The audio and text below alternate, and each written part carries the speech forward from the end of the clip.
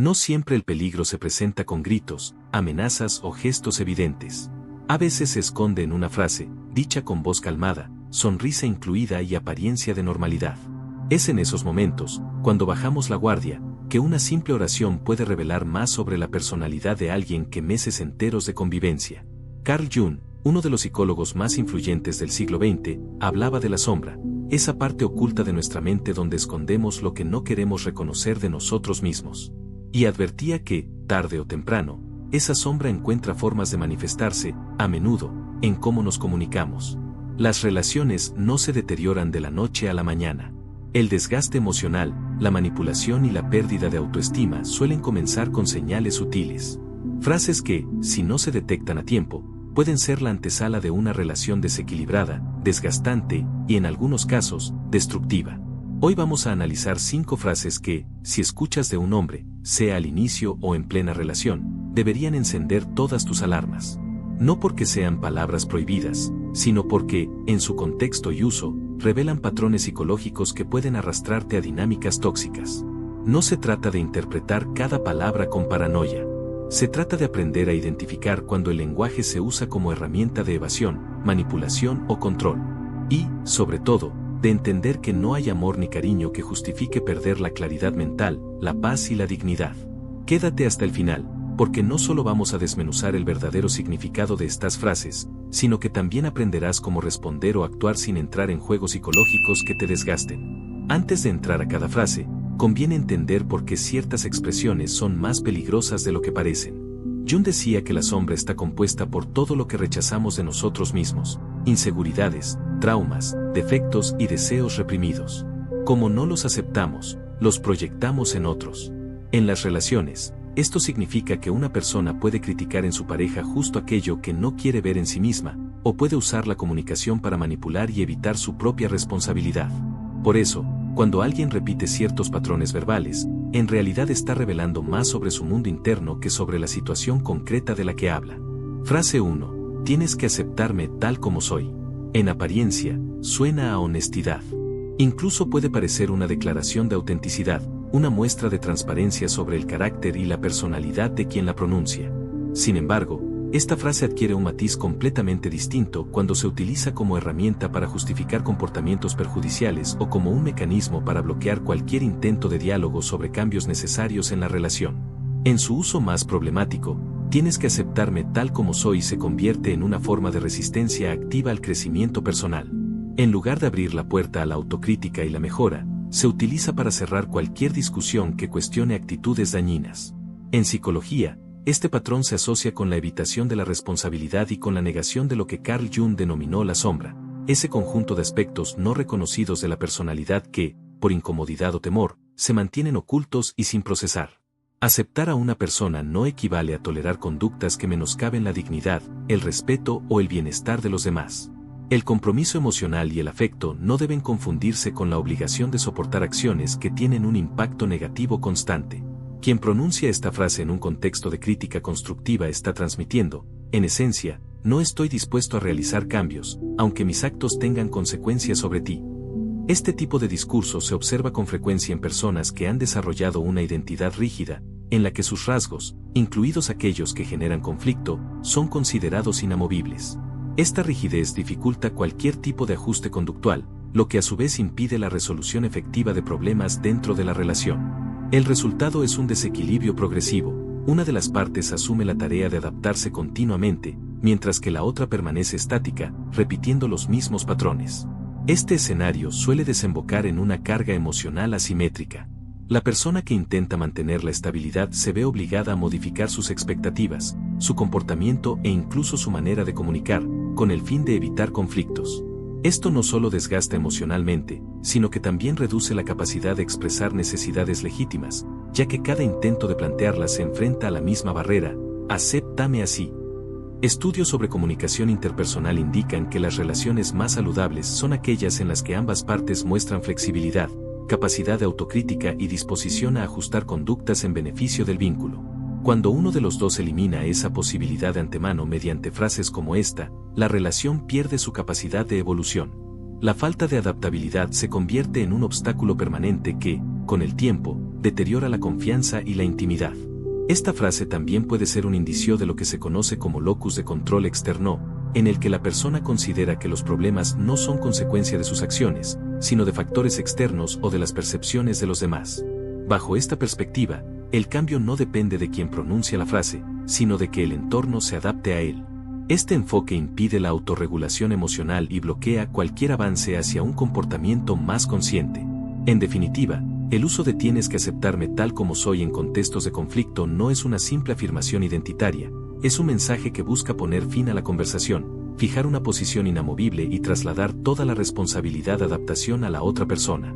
Este patrón, sostenido en el tiempo, puede derivar en una relación estructuralmente desequilibrada, donde la carga del cambio y la conciliación recae siempre sobre el mismo lado.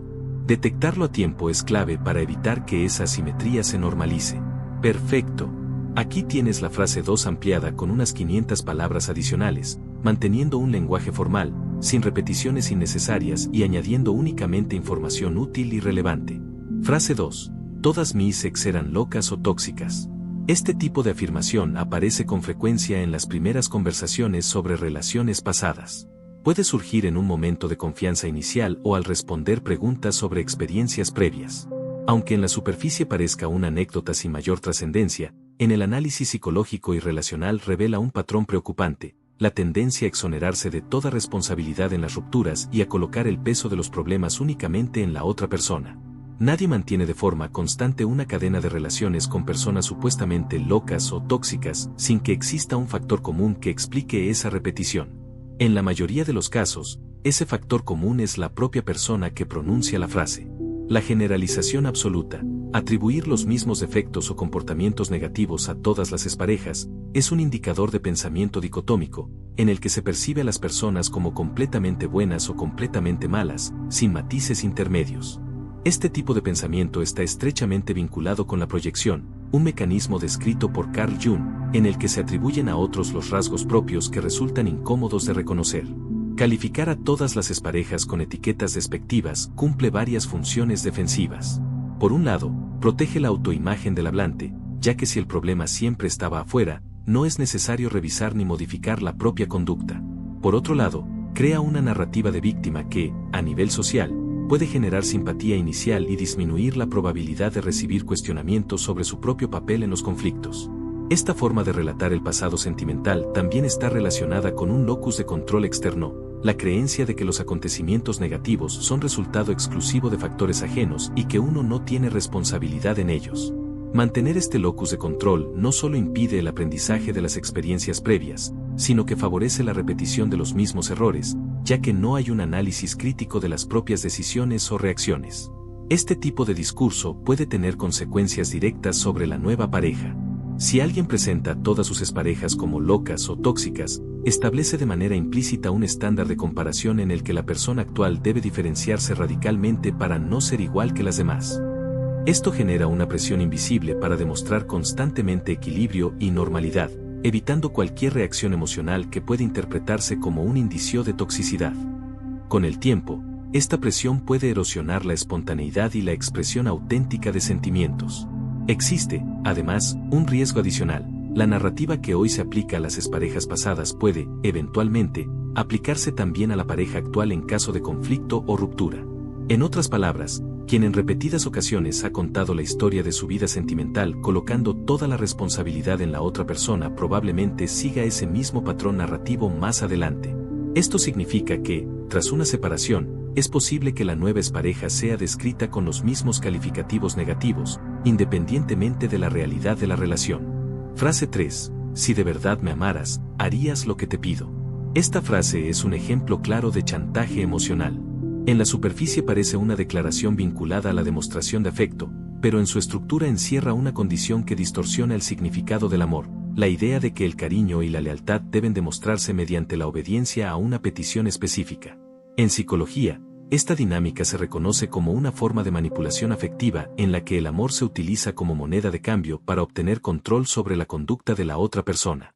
El mensaje implícito es: tus sentimientos solo son válidos si se traducen en acciones que satisfagan mis intereses o deseos. De esta manera, la emoción deja de ser un vínculo libremente compartido y se convierte en una herramienta de presión. El mecanismo es particularmente dañino porque recurre a un valor central en cualquier relación, el amor, para condicionar la conducta. Esto introduce un elemento de culpa. Si la persona no accede a la petición, se le sugiere que su negativa es prueba de que no siente lo suficiente. La consecuencia inmediata es que el interlocutor comienza a cuestionar su propio compromiso, aunque la petición recibida sea contraria a sus valores, límites o bienestar. Este patrón no siempre se presenta de forma explícita. A menudo, adopta versiones suavizadas como si me quisieras, vendrías conmigo o si te importara, lo haría sin que te lo pidiera. En todos los casos, el elemento común es la sustitución del diálogo y la negociación por la presión emocional. La relación deja de basarse en acuerdos y pasa a regirse por condicionamientos que, con el tiempo, limitan la autonomía personal. Carl Jung señaló que la manipulación disfrazada de afecto suele originarse en una necesidad de control que forma parte de la sombra inconsciente. En vez de expresar abiertamente inseguridades o temores, por ejemplo, el miedo a ser rechazado o abandonado, la persona recurre a este tipo de frases para asegurarse de que sus deseos sean cumplidos sin resistencia. Sin embargo, este método erosiona la confianza, porque la respuesta no nace de la libre voluntad, sino del temor a las consecuencias emocionales de negarse. Las relaciones sanas requieren expresar necesidades de manera directa, sin vincular la satisfacción de esas necesidades a la validez del vínculo emocional. Decir me gustaría que me acompañaras es diferente de decir si me amaras, vendrías conmigo. La primera forma deja espacio para que la otra persona decida libremente, la segunda introduce un condicionamiento que desvirtúa el acto de dar. Si esta frase se normaliza en una relación, su efecto acumulativo puede ser grave. Con el tiempo, la persona receptora puede desarrollar una respuesta automática de complacencia, priorizando las demandas de la otra parte por encima de sus propias necesidades o convicciones.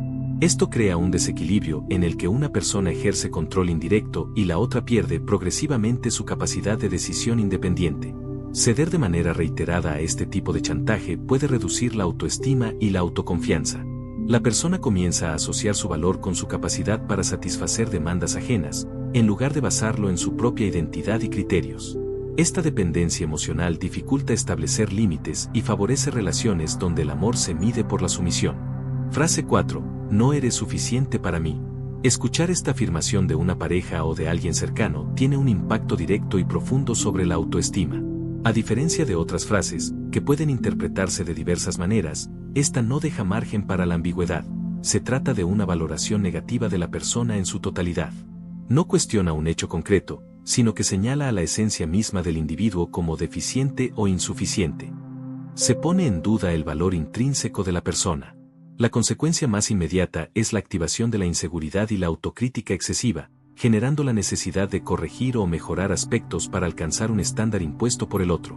Carl Jung explicó que, en muchas ocasiones, este tipo de comentarios no reflejan una evaluación objetiva del interlocutor, sino una proyección. El emisor desplaza hacia la otra persona su propia insatisfacción, sus carencias y sus frustraciones internas. Así, lo que realmente está comunicando es su incapacidad para experimentar plenitud o satisfacción, independientemente de las cualidades de quien tiene enfrente. Este patrón comunicativo suele tener un propósito implícito: establecer una relación de poder. Al convencer a la otra persona de que no está a la altura, se fomenta una dependencia emocional en la que el receptor busca, de manera constante, la validación del emisor. Esto genera un ciclo de esfuerzo y recompensa desequilibrado. Por más que la persona intente adaptarse, los criterios cambian o se amplían, manteniendo la sensación de insuficiencia. Con el tiempo, el individuo deja de confiar en su propio criterio para evaluar su valía y comienza a basar su autoimagen en la opinión de la otra persona. Este desplazamiento de la validación interna a la validación externa es uno de los indicadores más claros de dependencia emocional. Este tipo de mensajes rompe con los principios básicos de una relación sana, que incluyen el respeto, el reconocimiento y el refuerzo positivo de las cualidades del otro. Las críticas constructivas, cuando son necesarias, se centran en conductas específicas y ofrecen alternativas de mejora, mientras que una afirmación como "no eres suficiente para mí" no ofrece un camino claro, solo una descalificación global. En el plano emocional, el impacto acumulativo de este mensaje puede llevar a síntomas como ansiedad, pérdida de confianza, autoexigencia extrema e incluso aislamiento social. La persona comienza a invertir grandes cantidades de tiempo y energía en demostrar que sí es suficiente, sacrificando otras áreas importantes de su vida personal y profesional. Frase 5. Eres demasiado sensible. Esta frase, en apariencia simple, actúa como un mecanismo de invalidación emocional. Aunque pueda pronunciarse en tono de broma o acompañado de gestos de aparente cariño, su efecto es profundamente desestabilizador, cuestiona la legitimidad de las emociones y desplaza la atención del comportamiento que generó el malestar hacia la supuesta fragilidad de quien lo expresa. En psicología, este patrón se reconoce como una forma de gaslighting o manipulación psicológica sutil, cuyo objetivo es que la persona comience a dudar de su propia percepción. En lugar de considerar la posibilidad de que su acción o comentario haya sido inadecuado, el emisor traslada el foco a la reacción del receptor, sugiriendo que el problema no es el hecho en sí, sino la manera excesiva de interpretarlo. Este tipo de invalidación tiene varias consecuencias. En primer lugar, erosiona la autoconfianza emocional. La persona empieza a preguntarse si sus reacciones son realmente desproporcionadas, lo que genera inseguridad a la hora de expresar futuros desacuerdos o incomodidades. En segundo lugar, favorece el silencio progresivo. Para evitar el juicio de ser demasiado sensible, el individuo opta por callar, incluso cuando algo le afecta de forma evidente. Carl Jung advertía que, en las relaciones, negar la validez de las emociones ajenas es una forma de proyectar la propia incomodidad hacia los demás. El emisor evita reflexionar sobre su conducta, y en su lugar, etiqueta la respuesta emocional del otro como problemática. Esto, con el tiempo, impide que se aborden los conflictos de raíz y mantiene patrones de comportamiento perjudiciales sin corrección. La frase "eres demasiado sensible" cumple una función estratégica. Establece un marco en el que el emisor queda exento de la necesidad de cambiar, mientras que el receptor asume la carga de regularse para que las interacciones no generen fricciones. Esta asimetría refuerza un modelo en el que una parte impone su propio estándar de tolerancia emocional como medida universal. El impacto acumulativo de esta invalidación puede observarse en la forma en que la persona empieza a normalizar actitudes ofensivas. Comentarios humillantes, burlas o críticas constantes se perciben como normales porque, al intentar señalar el daño que causan, se obtiene siempre la misma respuesta: estás exagerando o eres demasiado sensible. La validación emocional es un principio básico.